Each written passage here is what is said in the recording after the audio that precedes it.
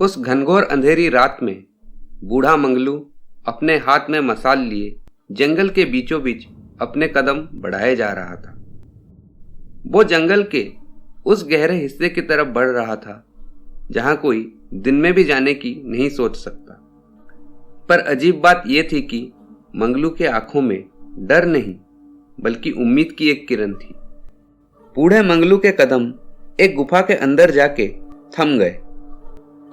फिर उसने अपने झोले में से एक बकरी का कटा हुआ सर जमीन पे रखा और बड़े ही ऊंचे स्वर में किसी का आवाहन करने लगा। हे महान रक्षक, हम पे दया करें। हम पर विपत्तियों का पहाड़ टूट पड़ा है। हमारे जल, जंगल और जमीन सब मुसीबत में हैं। सब पे मुसीबत के काले बादल मंडरा रहे हैं। दया करें हे महान रक्षक, दया करें।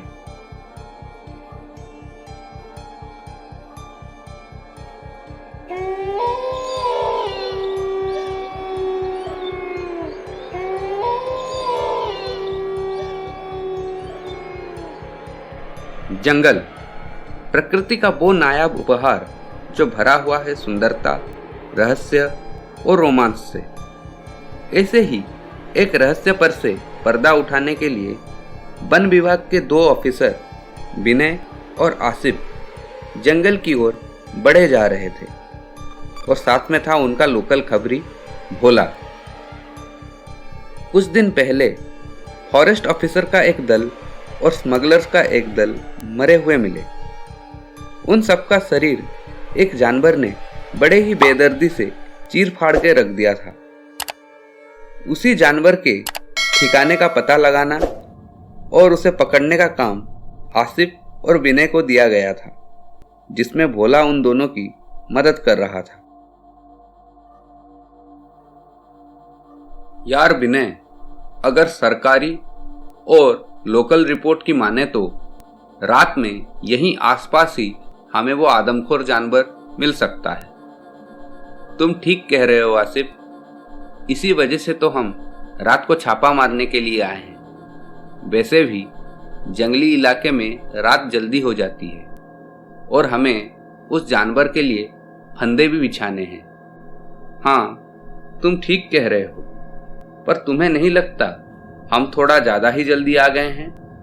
अभी अंधेरा होने में काफी समय बाकी है।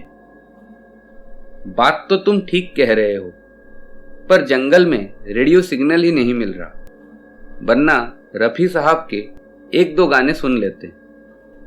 पर टाइम पास के लिए कुछ तो करना पड़ेगा ही। अरे हाँ भोला, तुम अपने उस श्रापित भेड़िए की कहानी फिर क्यों नहीं सुनाते? अरे ये श्रापित भेड़िया क्या है? पहली बार नाम सुना है। वेयरवुल्फ, मैन वुल्फ, बहुत सारी चीजें सुना है, पर श्रापित भेड़िया भाई ये क्या चीज है? अरे यहाँ के लोकल ट्राइबल्स की एक कहानी है। एक लोक कथा ही मान लो, जंगली लोक कथा। इंटरेस्टिंग। अरे भोला, जल्दी शुरू करो अपनी उस श्रापित भेड़िए की कहानी। तो फिर सुनिए मालिक, ये कहानी है तांत्रिक भीमा की, यानी श्रापित भेड़िए की। आज से कई साल पहले ये पूरा इलाका जंगल ही था और उस जंगल के बीच में था एक छोटा सा गांव, बनदेवी। बनदेवी एक आदिवासी गांव था, पर उस गांव में काली विद्या का अभ्यास पूरी तरह से निषेध था। पर उसी गांव के सरदार के बेटे ने ये नियम तोड़ दिया। सरदार, आपके बेटे को हमने काली विद्या का अभ्यास करते हुए रंगे हाथों पकड़ा है। बोलो, इसको क्या सजा दिया जाए? वही सजा जो हर काली विद्या अभ्यास करने वाले को दिया जाता है। गांव वालों ने भीमा को गांव से बाहर निकाल दिया। भीमा खूब रोया और माफी भी मांगा, पर किसी को भी उसके ऊपर दया नहीं आई। गांव से जाते समय भीमा ने एक कसम खाई, जिस विद्या के वजह से मुझे इस गांव से निकाला गया है, उसी विद्या से इस गांव पे और इस पूरे जंगल पे मैं राज करूंगा। भीमा अपने मंजिल की तरफ बढ़ चला और जाके रुका एक शमशान के पास। उस शमशान में कई सारे तांत्रिक और अघोरी काली शक्ति और अन्य कई तरीके के सिद्धियों का अभ्यास कर रहे थे और उन्हीं लोगों के साथ भीमा भी मिलकर काली शक्ति और सिद्धियों का अभ्यास करने लगा और कुछ ही सालों में वो एक बहुत ही कुशल तांत्रिक बन गया और पूरे 20 सालों के बाद वो अपने गांव वापस आया। भीमा, क्या ये तुम्हारा गांव है? हाँ दामिनी, तुमने सही पहचाना। यही है मेरा गांव बनदेवी, जहां से मुझे कुत्ते की तरह बाहर निकाल दिया गया था। भीमा और दामिनी को देख एक बूढ़ी महिला उनके पास आई। अरे मुसाफिर, कौन हो तुम? यहाँ किस काम के लिए आए हो? मुझे तुम्हारे सरदार से मिलना है और मैं अपना परिचय सिर्फ उन्हें ही दूंगा। वो बूढ़ी महिला उन दोनों को सरदार के पास ले गई। मैं हूं यहाँ का सरदार, बताओ कौन हो तुम? अपने ही खून को नहीं पहचाना बाबा? भीमा, तेरी हिम्मत कैसे हुई यहाँ आने की? अगले ही पल भीमा ने अपने शक्तियों से सरदार को उठाकर दूर फेंक डाला, जिससे कि सरदार वहीं पर ही मर गया। भीमा की इस हरकत ने पूरे गांव में डर का माहौल बना दिया। सरदार के मौत के बाद उसकी जगह उसके बेटे को मिलती है। इस वजह से आज से मैं हूं तुम लोगों का नया सरदार। किसी को कोई आपत्ति तो नहीं है? भीमा के काली विद्या के आगे हर कोई बेबस था और गांव वालों को मजबूरन उसे अपना सरदार मानना पड़ा। और बहुत ही जल्दी शुरू हो गया पूरे जंगल में भीमा का एक छत्र शासन। भूत पिशाच को वशीभूत करना, रूप बदलना, गायब होना और शरीर से प्राण निकालना उसके लिए बच्चों का खेल था। काली विद्या की सिद्धियों को प्राप्त करना उसके जीवन का एकमात्र लक्ष्य था। सिद्धि प्राप्त करने का जुनून उस पर इस तरह से सवार था कि वो सही और गलत का अंतर ही भूल चुका था। उसी वजह से उस पूरे इलाके में उसके प्रशंसक और शत्रु दोनों की कोई कमी नहीं थी। और उसके प्रशंसकों में से एक थे उस राज्य के प्रधानमंत्री। महाराज, आप मेरा विश्वास कीजिए, अगर राजकुमार को कोई बचा सकता है तो वो है सिर्फ तांत्रिक भीमा। पर वो तो एक काला जादूगर है, हम उसके पास नहीं जाएंगे। राज्य के सारे वैद्य और जड़ी बूटी आप आजमा चुके हैं, पर कुछ भी काम नहीं आया। ये आखिरी उम्मीद है, दया करके मान जाइए। मंत्री साहब का दबाव और रानी के जिद के आगे राजा टिक न सके।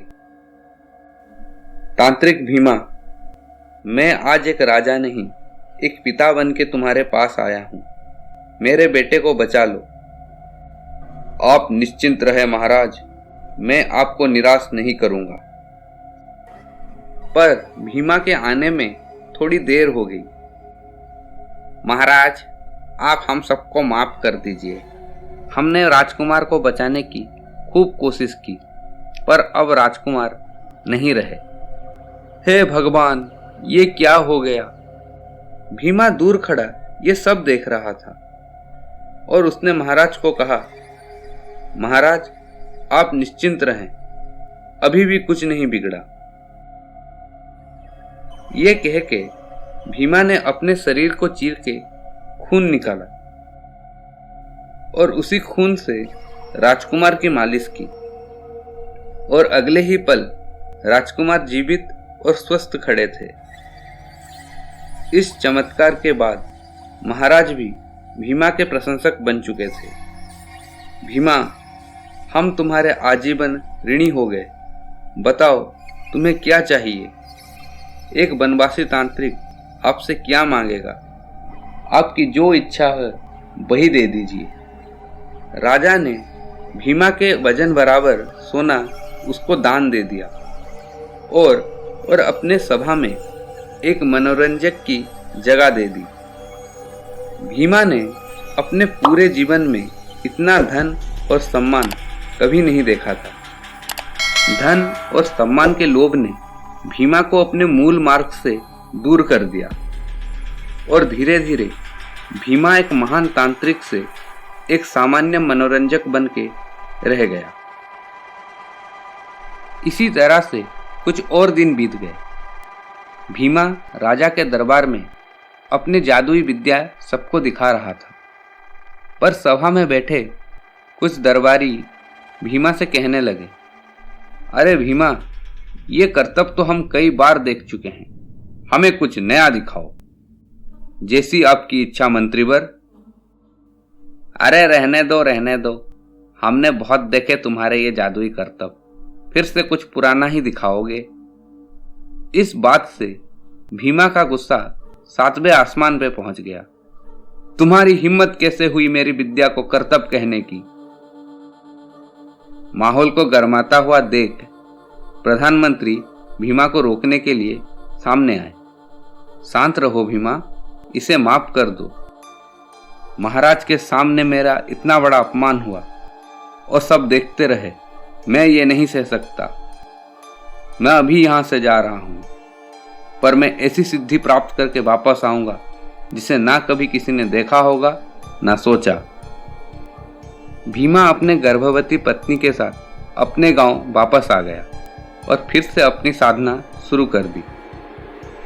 वो दिन रात अपने उस अपमान के बारे में सोचता रहता था और हर दिन एक नए मंत्र और एक नई सिद्धि की प्राप्त करने के लिए लगा रहता था। उसी बीच दामिनी ने एक बेटे को जन्म दिया। बधाई हो सरदार, आप पिता बन गए। पिता बनने की बात सुनकर भीमा सीधा अपने पत्नी के पास गया। मेरे बच्चे, तुम एकदम सही समय पे पैदा हुए हो। इस दुनिया में तुम्हारे आने का मैं कब से इंतजार कर रहा था। ये कहकर उसने अपने बच्चे को उठा लिया और उस कमरे से बाहर निकलने लगा। दामिनी को भीमा के इरादे कुछ सही नहीं लगे और वो दौड़ते हुए बाहर चली आई। और उसका शक एकदम सही था। भीमा ने अपने ही बच्चे को एक खंजर से मार डाला था और उसका पूरा रक्त जमीन पे बह रहा था। हा हा हा हा हा, पूर्ण हुई मेरी सिद्धि। अब मुझे कोई नहीं रोक सकता। अब मैं चाहूं तो किसी भी जीव का रूप ले सकता हूं, कहीं भी और कभी भी। हा हा हा हा हा, ये तुमने क्या कर दिया? अपने ही बच्चे को मार डाला। तुम पापी हो, तुम जानवर हो। अरे बस कर, इतनी बड़ी सिद्धि मिली, उस बात की तुझे कोई खुशी नहीं। एक बच्चा मर गया, उसके वजह से कलेजा फाड़ के रो रही है। चल भाग यहां से। दामिनी अपने बच्चे के मौत के गम को सह नहीं पा रही थी। वो अभी भी फूट फूट कर रो रही थी। तभी उसके कमरे में भीमा आया। अरे तू अभी तक क्यों रो रही है? तू समझती क्यों नहीं? तेरा बच्चा एक महान काम के लिए मरा है। अरे तुम कैसे इंसान हो? अपने ही नवजात बच्चे को मार के तुम इतने खुश कैसे हो सकते हो? इस सिद्धि के चक्कर में तुम सच में एक जानवर बन चुके हो। अरे वाह, तूने ठीक याद दिलाया। मैं अभी एक भेड़िया बनकर जंगल जाता हूँ। एक हिरण का शिकार करके उसका मांस लेके आऊंगा। तुझे हिरण का मांस बहुत अच्छा लगता है ना? और मुझे मालूम है, एक बार हिरण का मांस तेरे हलक के नीचे चला जाए तो तू सारा गम भूल जाएगी। इतना कह के भीमा ने एक बर्तन में कुछ मंत्र पढ़ा और उसमें पानी भर दिया। सुन दामिनी, मैं अभी जंगल जा रहा हूँ और इस बर्तन में जो पानी है उस पर मैंने मंत्र पढ़ रखा है। ये पानी पीते ही मैं फिर से इंसान बन जाऊंगा। इसीलिए गलती से भी दरवाजा बंद मत करना, क्योंकि अगर सूर्य उदय हो गया तो मैं जिंदगी भर के लिए एक भेड़िया बन के रह जाऊंगा। इतना कह के भीमा दामिनी के सामने एक भेड़िए के रूप में बदल गया और जंगल की तरफ भाग गया। कुछ देर बाद एक हिरण के शव को घसीटते हुए वो अपने घर वापस आया, पर उसने देखा कि घर के सारे दरवाजे बंद हैं। ये देख के उसे काफी गुस्सा आया। फिर वो जोर जोर से चिल्लाने लगा, पर दामिनी ने दरवाजा नहीं खोला। भीमा भागते हुए घर की खिड़की की तरफ गया और जो दृश्य उसने खिड़की में से देखा उसे देख के वो सन्न रह गया। उसके सामने दामिनी का मृत शरीर पड़ा हुआ था और साथ में पलटा हुआ था मंत्रित पानी का वो बर्तन। उसे समझने में देर नहीं लगा कि दामिनी ने आत्महत्या करने से पहले मंत्रित पानी का बर्तन पलट दिया है। उस दिन एक महान तांत्रिक एक बेबस जानवर बन के रह गया और अब उसके भाग्य में सिर्फ रोना ही लिखा हुआ था। वैसे क्रोध और लालच किसी भी इंसान को जानवर बना देता है और ये कहानी इसकी सच्ची मिसाल है। यहाँ के आदिवासी मानते हैं कि आज भी भीमा इसी जंगल में रहता है और जंगल के लोगों की मदद करके अपने पापों का प्रायश्चित कर रहा है। कहानी तो बहुत अच्छी है, पर अभी इस पे हम ज़्यादा चर्चा नहीं कर सकते। वैसे भी रात हो चुकी है और वो आदमखोर कभी भी हमारे सामने आ सकता है। पर भोला, एक बात बताओ, क्या ये श्रापित बाघ सच में इस जंगल में रहता है? मैं कैसे बता सकता हूँ मालिक, ये तो बस एक कहानी है। तुमने ये सवाल गलत इंसान से पूछा है, इसका जवाब मैं देता हूँ। अचानक वो आवाज सुनकर सब पीछे पलट के देखते हैं और उनके सामने खड़ा होता है एक विशाल भेड़िया मानव, जिसकी आंखें एकदम दहकते अंगारे जैसी थी और नाखून जैसे तलवार। विनय ने फौरन अपना बंदूक उस भेड़िया मानव की तरफ कर दिया। एक भी कदम आगे बढ़ाया तो बंदूक का सारा लोहा तुम पे उतार डालूंगा। तुमसे पहले भी मैंने ये बातें कई लोगों के मुंह से सुनी है, पर अफसोस वो सब नाकामयाब रहे और मेरे हाथों से मारे गए। विनय, मुझे लगता है इसी जानवर ने ही हमारे साथी ऑफिसर और स्मगलर्स को मारा है। आसिफ के मुंह से जानवर शब्द सुनते ही भेड़िया मानव का गुस्सा फूट पड़ा। तुम्हारी हिम्मत कैसे हुई महान तांत्रिक भीमा को जानवर कहने की? तांत्रिक भीमा का नाम सुनते ही सबके पैरों के नीचे से जमीन ही खिसक गई। पर विनय ने अपने आप को संभालते हुए कहा, एक जानवर को जानवर ना कहूं तो और क्या कहूं, जिसने न जाने कितने मासूम लोगों को अपने मजे के लिए मार डाला। तुम किन मासूम लोगों की बात कह रहे हो मुझे नहीं मालूम, क्योंकि जब से मुझे ये श्रापित जीवन मिला है मैंने सिर्फ दुष्टों का ही अंत किया है, जिससे कि मैं अपने पापों का प्रायश्चित कर पाऊं। भीमा की बात सुनकर आसिफ ने कहा, हमारे साथियों ने ऐसा कौन सा पाप किया था कि तुमने उन्हें मार डाला? वो बेचारे तो अपना ड्यूटी ईमानदारी से कर रहे थे। इस जंगल की सुरक्षा के लिए उन लोगों ने अपना पूरा जीवन न्यौछावर कर दिया था। खबरदार, अगर तुमने दोबारा अपने दोस्तों को ईमानदार कहा, तुम्हारे सारे दोस्त स्वार्थी और देशद्रोही थे। उन्होंने तस्करों के साथ मिलकर इस जंगल का बहुमूल्य वस्तु काला बाजार में बेच दिया। जब उतने से भी उनका मन नहीं भरा तो उन्होंने यहाँ के मासूम आदिवासियों का शोषण करना शुरू कर दिया।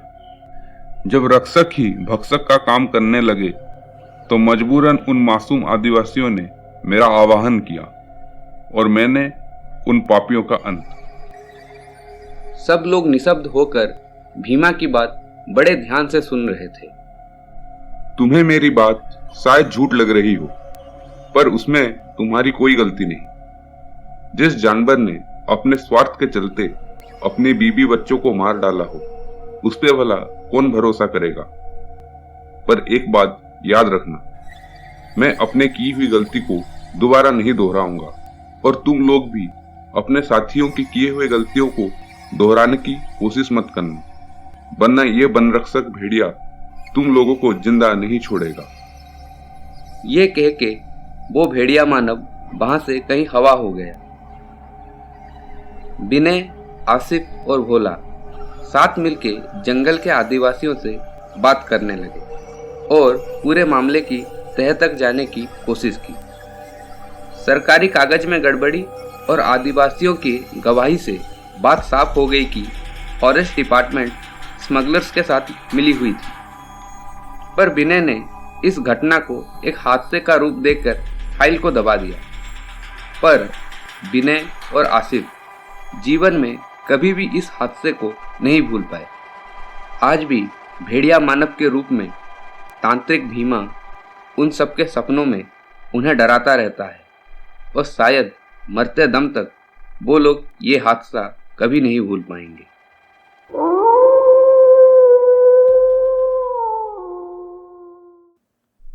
हेलो फ्रेंड्स, आई होप आपको हमारी ये कहानी अच्छी लगी होगी।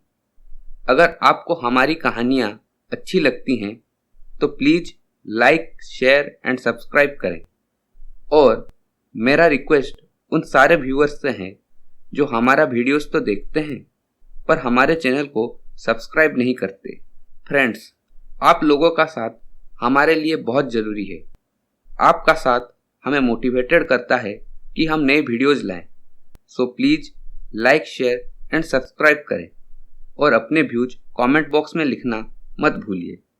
तो फिर चलिए मिलते हैं एक नई कहानी में एक नए रोमांच के साथ। तब तक के लिए बाय बाय।